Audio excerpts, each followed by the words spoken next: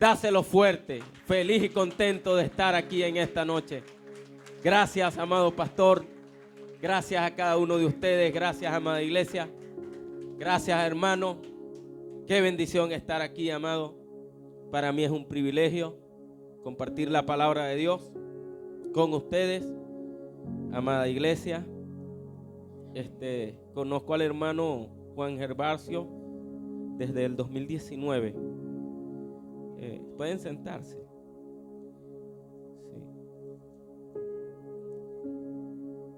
Desde el 2019 conozco al hermano Juan.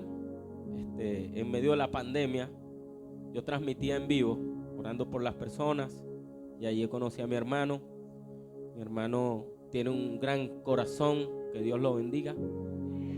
Él, en medio de la pandemia me escribió, me lanzó al Face y me dijo: hermano, quisiera conocerlo usted y le voy a llevar una bendición.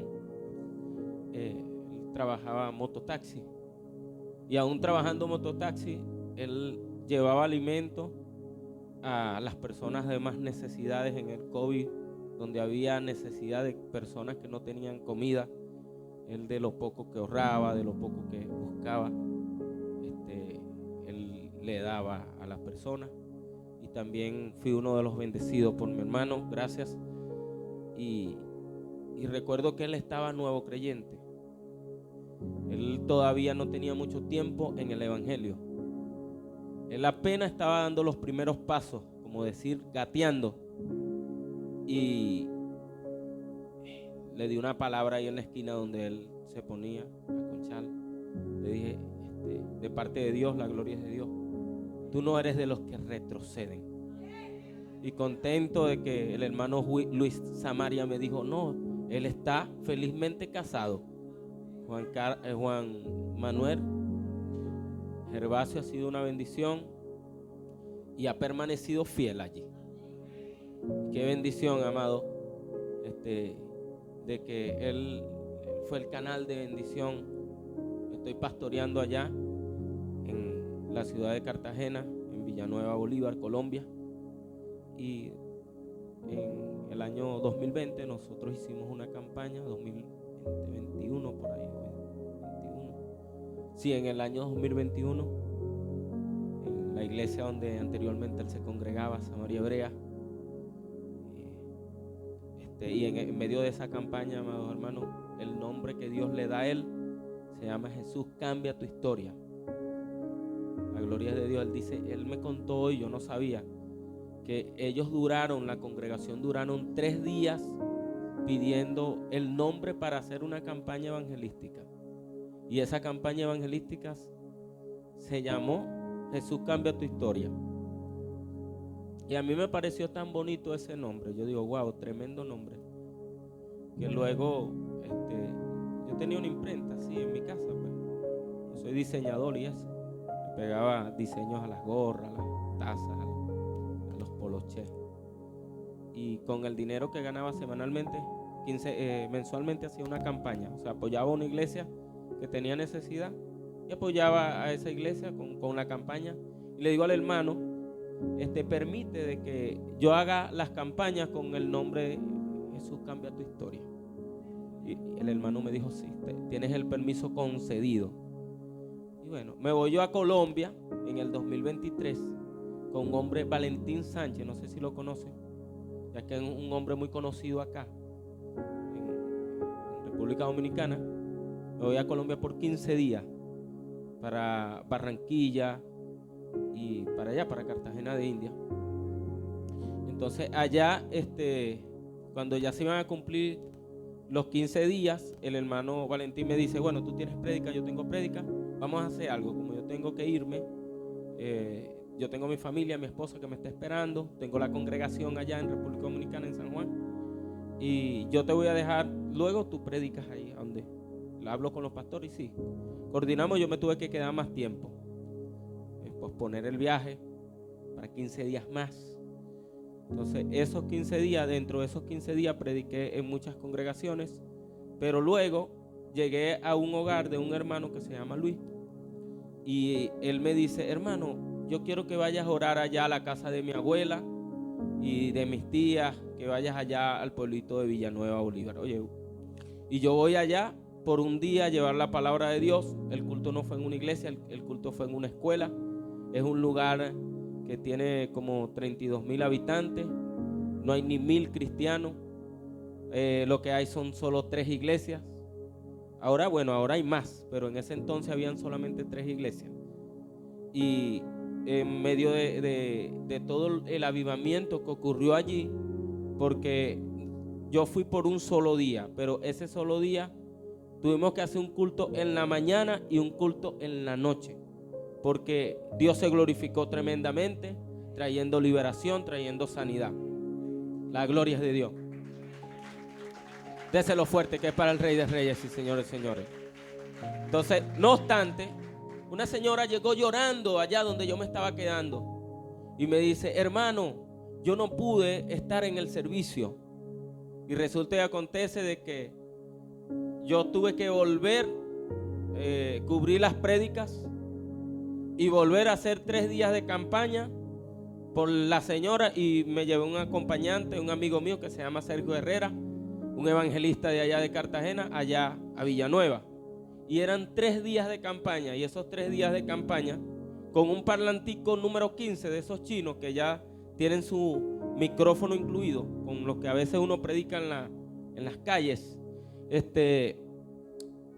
empezamos a hacer los cultos, un parlante prestado, era de una de las tías del hermano evangelista que me hospedó en su casa.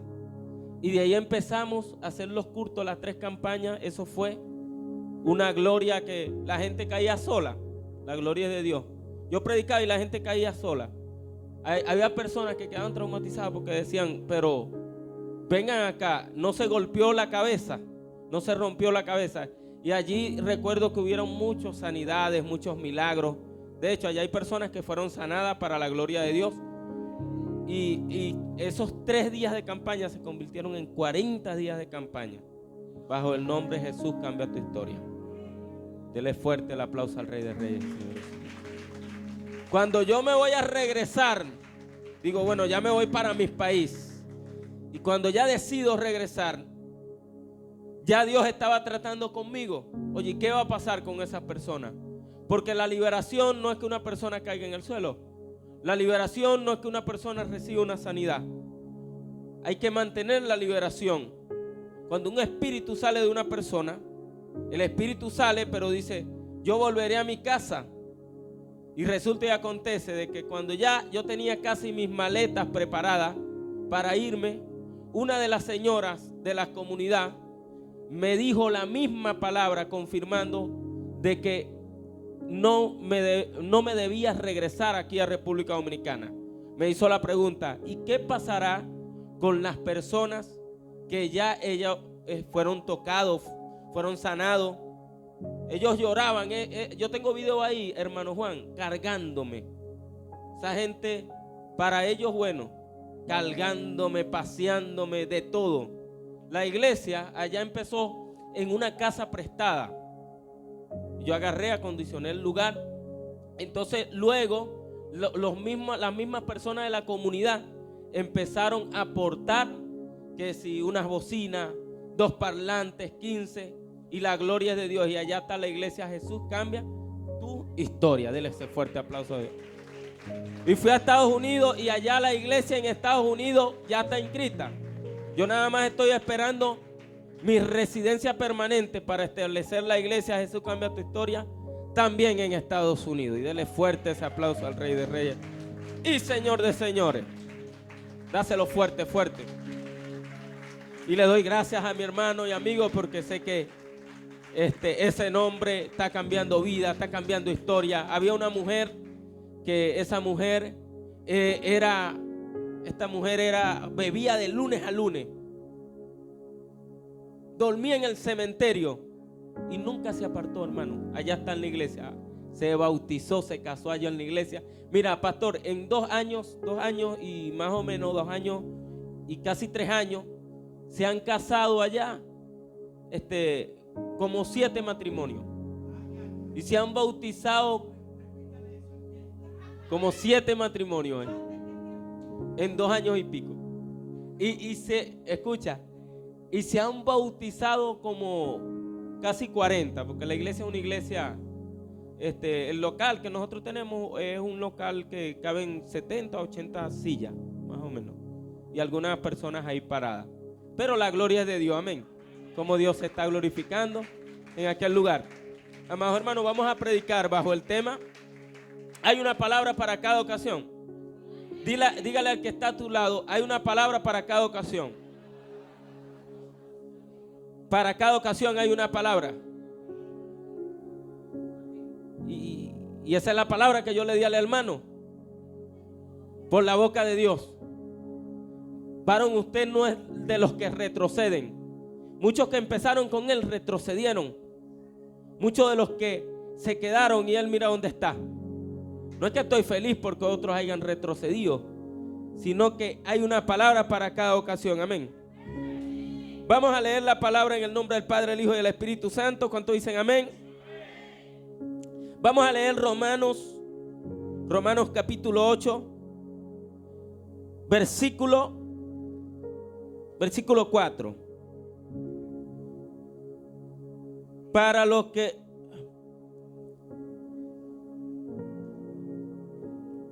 vamos a leer 5 mejor. Porque los que son, 8:5. Porque los que son de la carne piensan en las cosas de la carne, pero los que son del Espíritu en las cosas del Espíritu. Amén. Padre, te damos gracias por tu palabra, que es viva y eficaz, más cortante que toda espada de doble filo. Señor, úsame, Señor. Permíteme, Señor, que no sean mis palabras, sino que sean tus palabras en mi boca.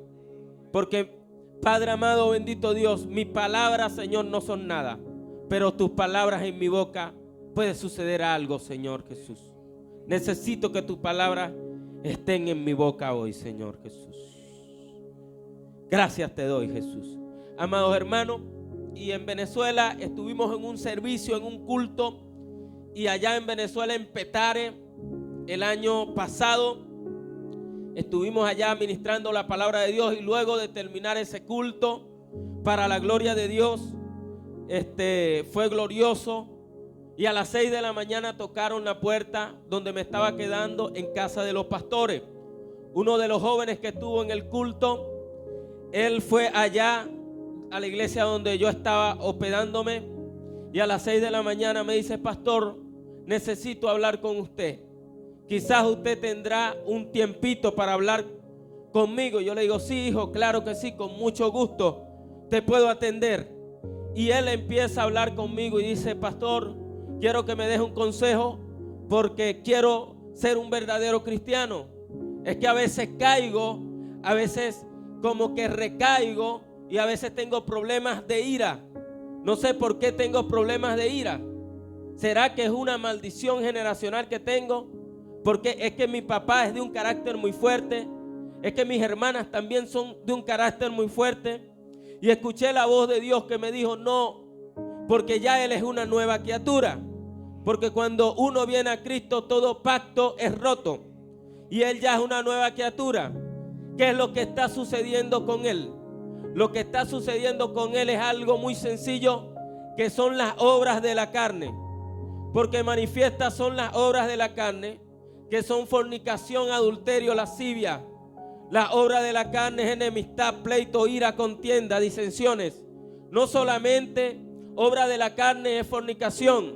No solamente obra de la carne es drogarse o ingerir alcohol.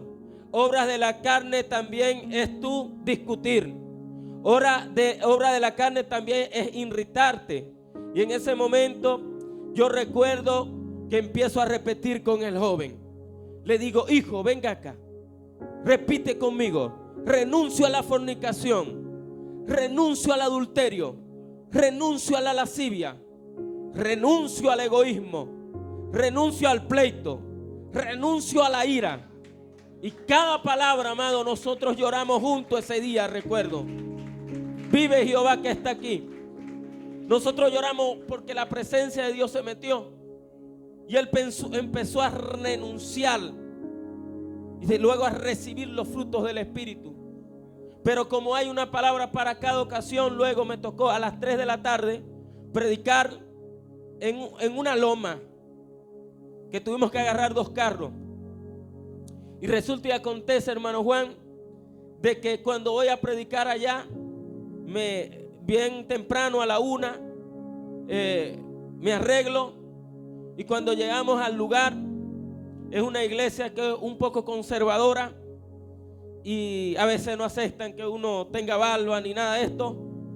Y cuando llego a aquel lugar, resulta y acontece de que en medio del culto, la persona que estaba dirigiendo el culto dice: hoy no va a haber prédica porque va a haber Santa Cena. Pero ¿sabes qué? Eso era la prueba de la palabra. Dios me estaba probando para ver cómo yo reaccionaba en ese momento. A ver si yo quizás a lo mejor le estaba dando una palabra a él, porque él también estaba la pastora, el esposo de la pastora, y estaba la hermana de él. Y resulta y acontece de que yo me quedé tranquilito. Para mí no fue nada. Y en ese momento que yo estaba ahí en la silla, yo dije: wow, Dios me está probando con la palabra que le di al joven. Y el joven se quedaba viéndome. Bueno, tomamos la Santa Cena. Yo participé hasta de la Santa Cena. Estas iglesias que se lavan los pies antes de tomar la Santa Cena. Yo no sé si aquí lo hacen, lavarse los pies antes de la Santa Cena, ¿sí? Bueno, ellos dicen que hay que lavarse los pies antes de tomar la Santa Cena. Y bueno, yo respeto, yo soy como Pablo. Si yo tengo que cortarme la barba, yo me la corto. Si a mí me dicen antes, bueno, córtate la barba para predicar la palabra, yo lo hago. Pero no sabía. Si hubiese sabido, me lo hubiese cortado. Pero llegamos allá, nos tomamos la Santa Cena y resulta y acontece de que como el joven no tiene mucho tiempo, él no está bautizado. Y tomó la Santa Cena sin estar bautizado. Usted viera el regaño que le dieron a la pastora. Fue fuerte el regaño que le dieron. Entonces la pastora lo regaña a él. Y él, como el carácter todavía estaba allí, Dios lo probó con la palabra y reaccionó de mala manera. Se puso a discutir con la pastora. Por eso es que cuando nosotros leemos, hermano Juan, una palabra, por eso es bueno leer la palabra todos los días. Porque Dios te va a probar conforme la palabra que tú leas. Pero si tú no lees la palabra, hay un problema fuerte. Y en Venezuela me caí. Bueno, no voy a dar este testimonio porque voy a llenar el mensaje de testimonio. O quizás lo doy más adelante.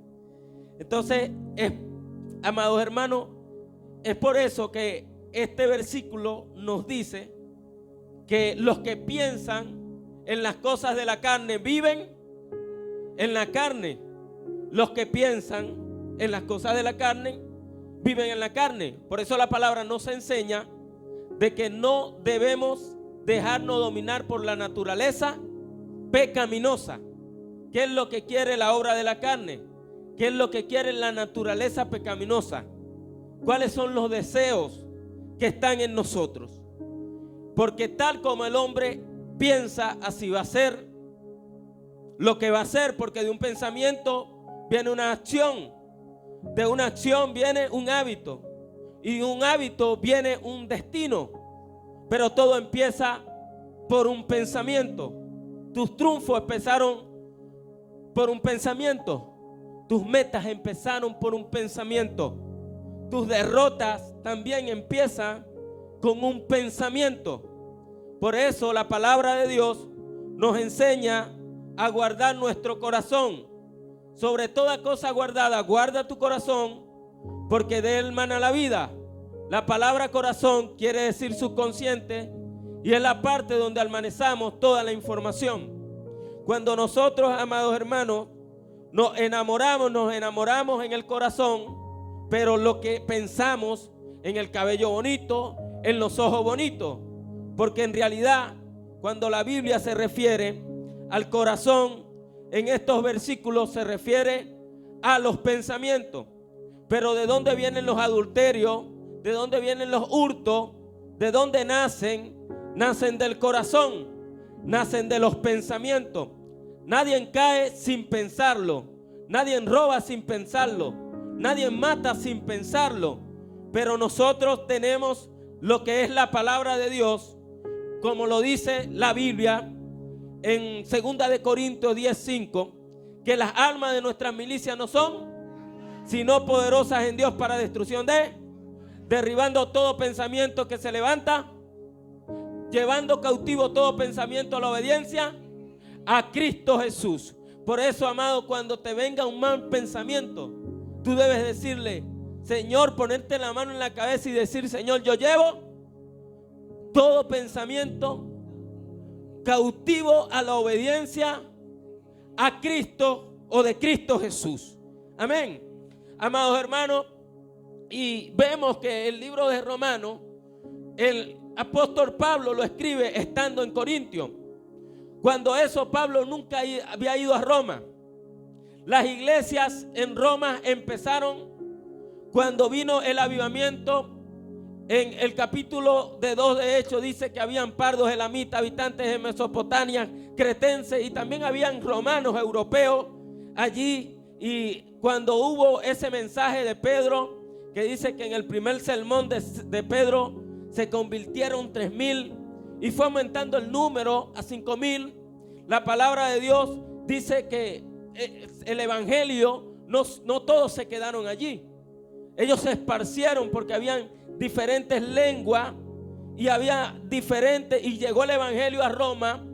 Pero resulta y acontece, amado, de que cuando tú te pones a leer el capítulo 1 de Romanos 1:28, dice la palabra de Dios que Dios lo entregó a una mente reprobada para hacer cosas que no convienen. ¿Qué es una mente reprobada? ¿Qué quiere decir la palabra reprobada? La palabra reprobada quiere decir eliminada. Eso es lo que quiere decir la palabra reprobada. ¿Por qué dijo una mente reprobada? Porque dice la palabra de Dios, cuenta el capítulo 1 desde que empieza, el capítulo 18, dice que estaban haciendo cosas que no agradaban a Dios. ¿Qué era lo que estaba haciendo las iglesias en Roma? Dice la palabra de Dios en el 1:7 que le estaba hablando a los santos.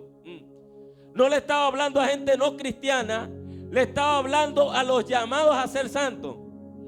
No le estaba hablando a la gente, a los gentiles, no le estaba hablando a la gente de afuera.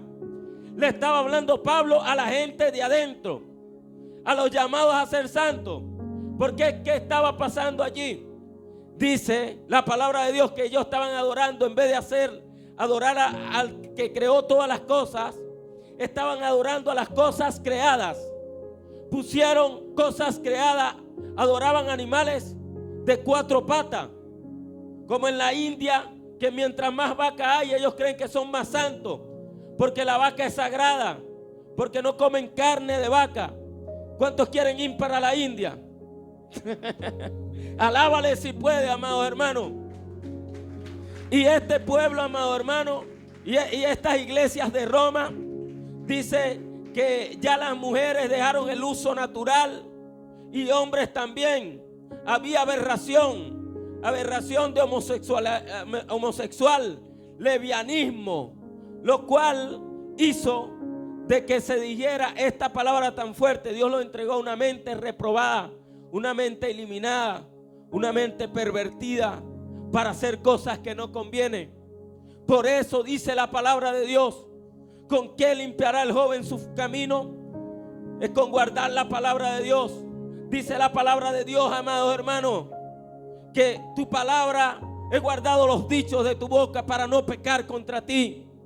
La palabra de Dios nos enseña, dice el Salmo 1:1, bienaventurado el varón que no estuvo en consejo de malos, ni en silla de escarnecedores se ha sentado, sino en la ley de Jehová medita, está su delicia, y de día y de noche medita en ella. Amados hermanos, Jesús, el ejemplo, cuando nosotros nos vamos a Mateo capítulo 4, nos encontramos con que Jesús fue llevado por el Espíritu al desierto para ser tentado por el enemigo, por el adversario. Y cuando Jesús fue llevado, dice que cumpliendo estos 40 días, él tuvo hambre. Cuando tuvo hambre se le acerca el enemigo y le dice: oh Jesús, con que tienes hambre, si tienes hambre y eres el Hijo de Dios, haz que estas piedras se conviertan en pan. Mas Jesús le respondió con la palabra: no solo de pan vivirá el hombre, sino de toda palabra que sale de la boca de Dios. Porque Jesús tenía una palabra, y como Jesús tenía la palabra, tenía como responder la palabra. Y Jesús en ese momento le dijo: no solo de pan vivirá el hombre, sino de toda palabra que sale de la boca de Dios. Luego el enemigo se grabó la palabra. Y el enemigo dijo: con que la palabra es el secreto. Y una vez yo estaba allá leyendo, acostado allá en Villanueva, allá en la iglesia, donde tengo la iglesia, y vi al enemigo, el mismo enemigo, en una silla, leyendo la Biblia. Imagínate tú. Eso fue una ilustración.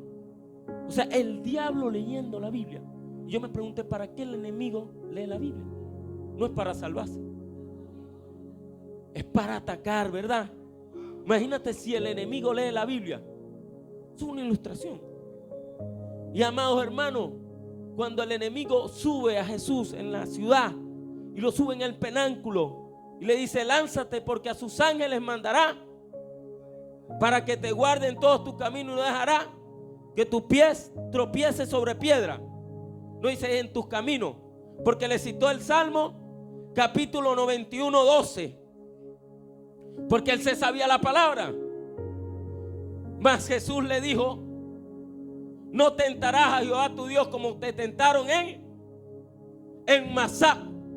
Si buscamos el libro de Deuteronomio capítulo 6, 16, dice: como te tentaron en Masá.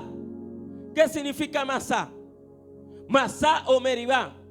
Masá significa un lugar de prueba. Jesús sabía que estaba en un lugar de prueba. Jesús sabía que estaba en el desierto, y el desierto es un lugar de prueba. Cuando tú estás en el desierto, estás pasando por una prueba. Dios te está probando. Pero lo llevó a Masá. El capítulo de Éxodo 17, 7 dice que en Masá el pueblo empezó a rencillar. El pueblo empezó a quejarse. El pueblo empezó a murmurar y a decir: tenemos sed.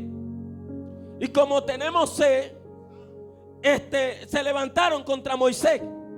Pero cuando yo me pongo a analizar, ya voy, son 40 días que tenía Jesús, y yo me pongo a sacar cuenta.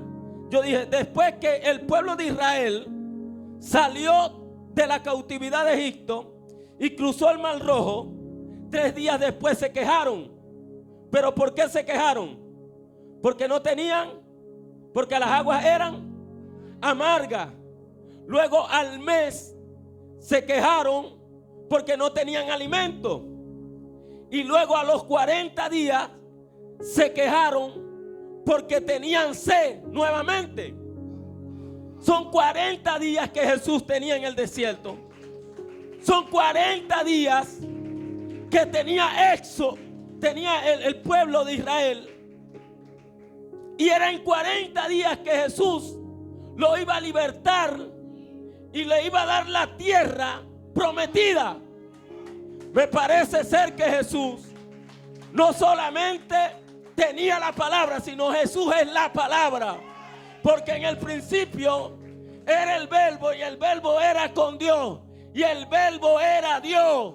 Y dice la palabra en hebreo que ellos bebieron de la roca, y esta roca es Cristo. Cristo es la peña de Oreb. Cuando golpearon la roca, Cristo es la peña. Cuando golpearon, brotó el agua, y el que bebe de esta agua no vuelve a tener sed jamás. Me parece ser de que Jesús en ese momento le dijo al enemigo: ¿qué tú te crees? El enemigo no sabía que Jesús era que guiaba al pueblo de Israel. El enemigo no entendía que él era que lo dirigía. El enemigo no entendía, pero Jesús sí. Y Jesús le dice, yo me la sé.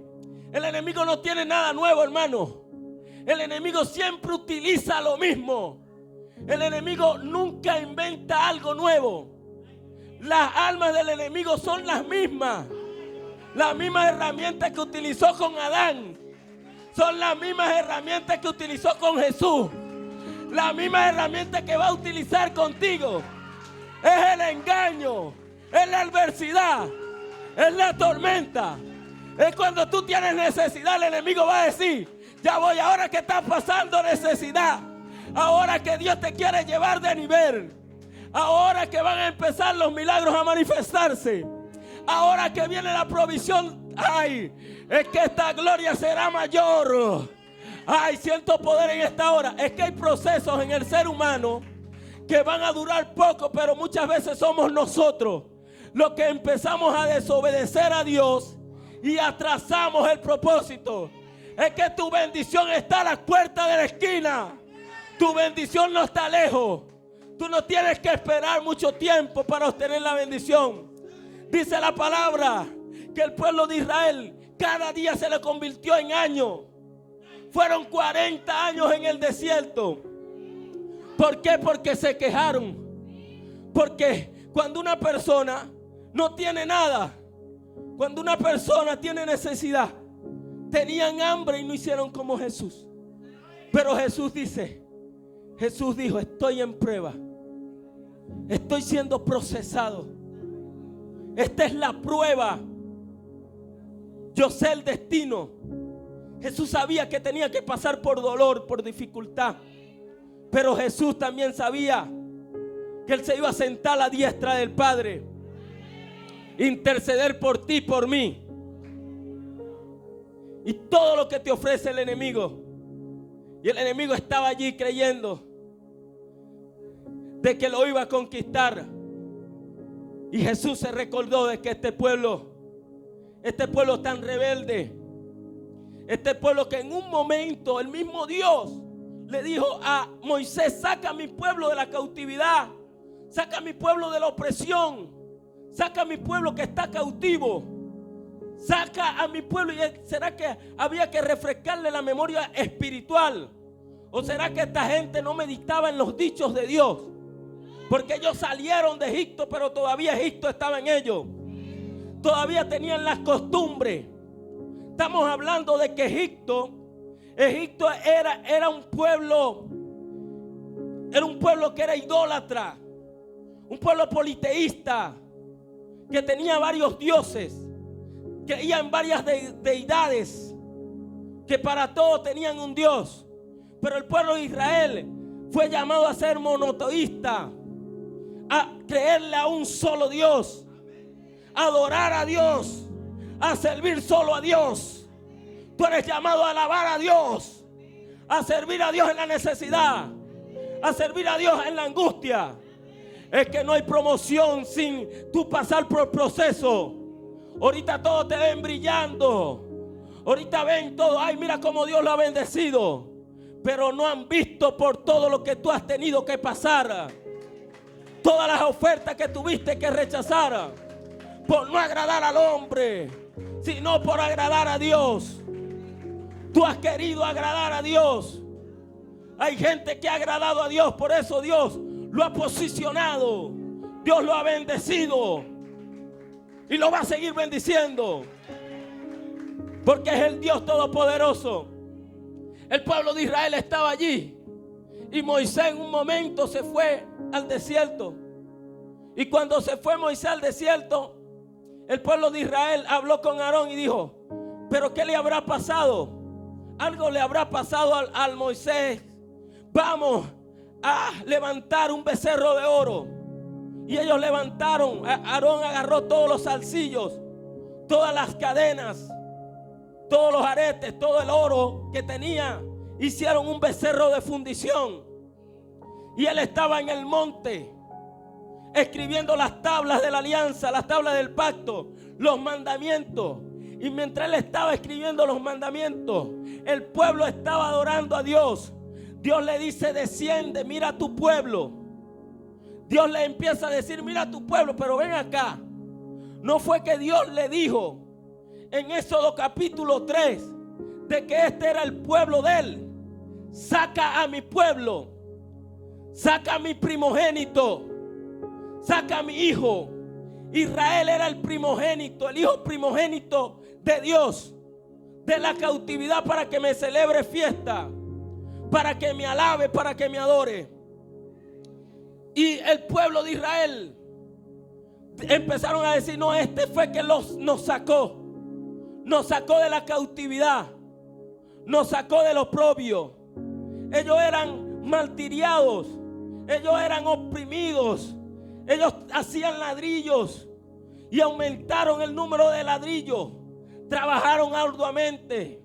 El faraón nuevo, que no conocía a José, dijo en un momento: no voy a dejarlo escapar de esa opresión. Construían ciudades. ¿Para qué? Para que los egipcios vivieran cómodos. Cachicamo trabajando para Lapa.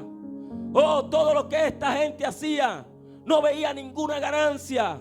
Estaban pasando muchas necesidades. Estaban siendo martillados, maltratados, golpeados. Pero Dios, ellos clamaron. Porque sabes que cuando una persona clama, los cielos se abren. Tú tienes que clamar al Dios Todopoderoso. Fue Dios que te llamó. No fue el hombre que te llamó, fue Dios que te llamó. Dios puede escuchar ese clamor. Y el pueblo clamó y Él fue a rescatarlo. Y Él los liberó y dijo: este es mi pueblo.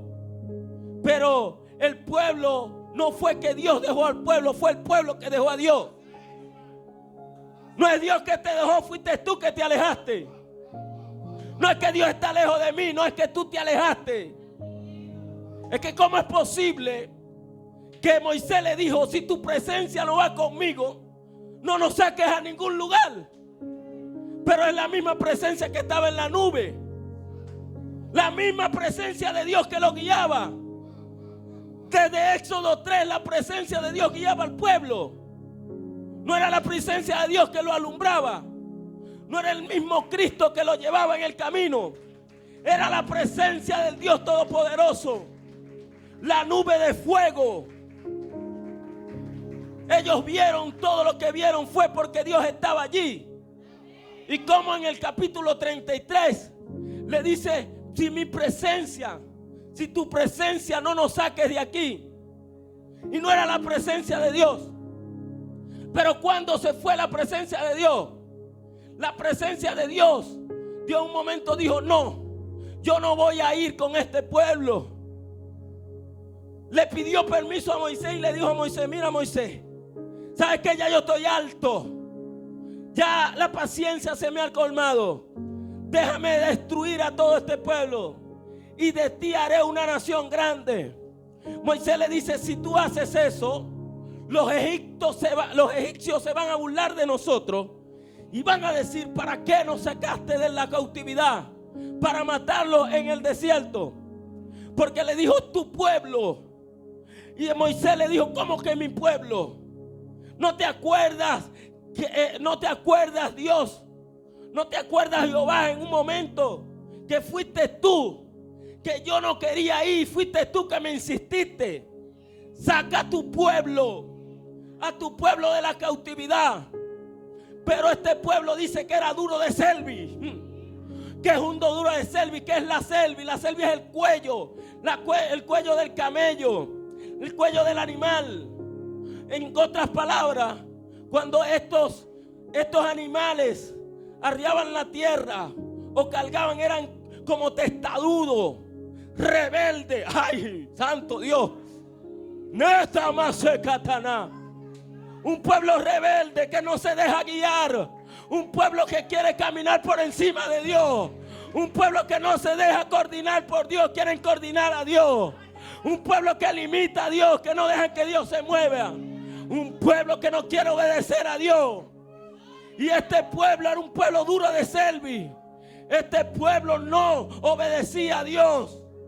El pueblo de Israel dice que no entraron en el capítulo de Hebreos, capítulo 2-3, dice que no entraron a causa de la incredulidad. Un pueblo impaciente, incrédulo. La incredulidad, la impaciencia no deje que tú llegues al lugar correcto. Lo que Dios tiene preparado para ti es más grande de lo que tú quieres coger. Hay bendiciones que tú las quieres, pero Dios tiene bendiciones más grandes que ni en tu mente te pasa. Lo que Dios tiene para ti es grande, amado. ¿Qué pasó con este pueblo? Que este pueblo no entró a causa de la incredulidad. La incredulidad es un espíritu. La incredulidad no quiere que tú avances. El espíritu de incredulidad te limita. El espíritu de incredulidad dijo de ellos: no tenemos. Te mueves por vista. Pero la gente de fe no se mueve por vista. La gente que tiene fe, aunque no vea, ve cielos abiertos. Y aquí hay gente de fe en esta hora. Y este pueblo, amado hermano, en un momento tuvo que decirle: no voy a enviar un ángel. Voy a enviar un ángel, pero yo no voy a ir. Y ahí es donde Moisés se le para al frente y dice: no, yo no quiero un ángel. Yo quiero que tú vayas. Que la presencia significa en hebreo panín. La palabra panín significa rostro. El rostro de Dios. El respaldo de Dios. Yo necesito tu respaldo. Si no, yo no me muevo de aquí. Si no, no sé cómo vas a ser Dios. Y él empezó a clamar por el pueblo. Y el pueblo se arrepintió. Aunque hubieron consecuencias. Donde los levitas tuvieron que matar. Aún hasta los mismos hermanos, los vecinos y los amigos. Dice la palabra de Dios. De que allí, amado hermano, el pueblo se tuvo que quitar los atavios. ¿Qué son los atavios? Los atavios son los collares. Los atavios son los zarcillos. Dios tiene algo grande para ti, pero primero tienes que entregarle a Dios lo que a Dios no le agrada. Por más que te guste, tienes que entregarle a Dios lo que no, más a lo que a Dios no le agrada. Tienes que quitarte los atavios, porque es que Dios no camina. Dios no camina con mentirosos. Dios no camina con fornicarios. Dios no camina con codiciosos. Si quieres predicar, vive en santidad. No basta con palabras, no basta con oratoria. Se requiere santidad. El púlpito no es juego ni un lugar de actuación. Es un trono de justicia. Es altar de consagración. Es tiempo de que se levanten los consagrados para este tiempo. ¿Dónde están esas mujeres consagradas, esos hombres consagrados? Es tiempo de decirle: Señor, yo quiero tu presencia. Señor, acompáñame. Y a veces el Espíritu de Dios se contrista. ¿Y por qué contristáis al Espíritu Santo? Y de repente tú dices: pero Dios como que me ha dejado solo. La presencia de Dios como que me ha dejado solo. Dios como que no está conmigo. No es que Dios te dejó, fuiste tú que lo dejaste. Porque un corazón contrito y humillado Dios no desprecia. Si tú haces pacto con Dios y si tú le eres fiel a Dios, Dios te va a dar lo que tú necesitas. Hay gente que tiene que entender de que en este tiempo, si tú tienes fe, como dijo el hermano, las murallas se moverán. La fe hace lo posible, lo imposible posible. El espíritu de incredulidad te paraliza. El espíritu de incredulidad no deja que tú prosperes. Tú quieres prosperar, pero el espíritu de incredulidad, ¿sabes qué hace? Hasta hace que tú peques, que busques otras alternativas. Cuando tú eres incrédulo, tú no agradas a Dios, porque sin fe es imposible agradar a Dios. Cuando hay gente, amados hermanos, que son incrédulos, la misma incredulidad te pone a pecar, te pone a buscar las ofertas, te pone a hacer cosas que no agradan a Dios, te desenfoca de la visión. Dios tiene la tierra prometida para ti. Dios tiene los regalos. Dios tiene todo lo que Dios tiene para ti. Pero me parece ser que la incredulidad de este pueblo era fuerte. La incredulidad del pueblo de Israel era tan fuerte que este pueblo en un momento, en cada momento, todo lo que hacía, porque hay tipos de incredulidad. La incredulidad que ella decía pisteo es la inhabilidad de no creer en lo sobrenatural. Pero en el Nuevo Testamento encontramos una historia de un hombre que lleva un hijo, y este hijo dice que botaba espumarajo por la boca, dice que rugía los dientes, dice que un momento alucinaba que lo tiraban en el suelo, otro que se ahogaba.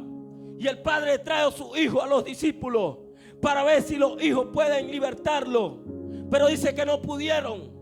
Tú sabes que a Dios le molesta la incredulidad. Jesús se molestó y lo reprendió y le dijo: oh generación incrédula, ¿hasta cuándo he de estar con ustedes? ¿Hasta cuándo he de soportarlo? La incredulidad del pueblo de Israel, porque hay un tipo de incredulidad como este padre. Jesús, cuando llegó, empezó a hablar con el padre del niño y le preguntó: ¿qué quieres que te haga? No, que sane a mi hijo. ¿Puedo creer? No, no puedo creer. Quiero, pero no puedo. A veces tú quieres, pero no puedes.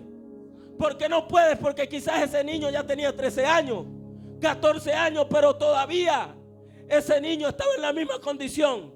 Él viéndolo todos los días, en la misma situación, en lo mismo se acostumbró. Y aunque quería creerlo, no podía. Porque su mente estaba nublada. Porque sus pensamientos estaban nublados. Porque su vida estaba nublada. Este pueblo estaba nublado. Este pueblo vivía en idolatría. Ellos pasaron ahí muchos años, 430 años, ahí nublados, en cautividad. Tremendo esto, amados hermanos. Quizás la incredulidad de Tomás dijo: no, yo tengo que meter las manos en las llagas para creer en ti. Pero este tipo de incredulidad de este pueblo es que ellos decidieron no creer. Y hay gente que decide, le pone una muralla, le pone una pared, le pone una fortaleza al mismo Dios. Una fortaleza tan grande. La mente llega a un nivel de ser una mente reprobada. Una gente que está haciendo lo malo y cree que está haciendo lo bueno. Porque no es igual tú hacer lo malo y dices: concha, le hice mal, o estoy haciendo lo malo, que tú hacer lo malo y crees que estás haciendo lo bueno. Ahí está el peligro del meollo del asunto. Este pueblo hacía lo malo y creía que estaba haciendo lo bueno. Y es lo que Dios viene hablando, amados hermanos. Se olvidaron de todas las palabras y todas las promesas que Dios le dio. Pero ¿sabes qué hizo Jesús? Jesús sabía dónde iba.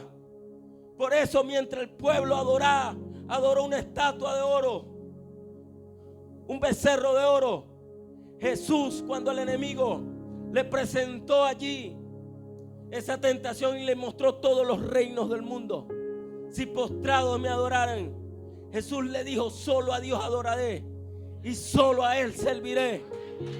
Porque tenía la palabra. Esa palabra la tienes tú hoy. Esa palabra la tienes tú hoy. Esa palabra que va a levantar los tuyos. Esa palabra que va a levantar tu familia. Esa palabra, yo creo que el pueblo como que quiere seguir escuchando palabra de Dios. Como que lo veo muy sentado. Santo Dios. Esa palabra. ¿Cuántos tienen una palabra de Dios? ¿Sabes qué tenía David? David tenía una palabra. David fue ungido. Tenía la unción. Pero tenía una palabra. David sabía que el pueblo de Dios era el pueblo que Dios escogió. Por eso, amados hermanos, cuando David, gloria a Dios, vamos a terminar aquí, porque si no vamos a hacer vigilia. Vamos a obedecer al Espíritu de Dios. Padre, gracias te doy, Señor. Gracias, Espíritu Santo de Dios.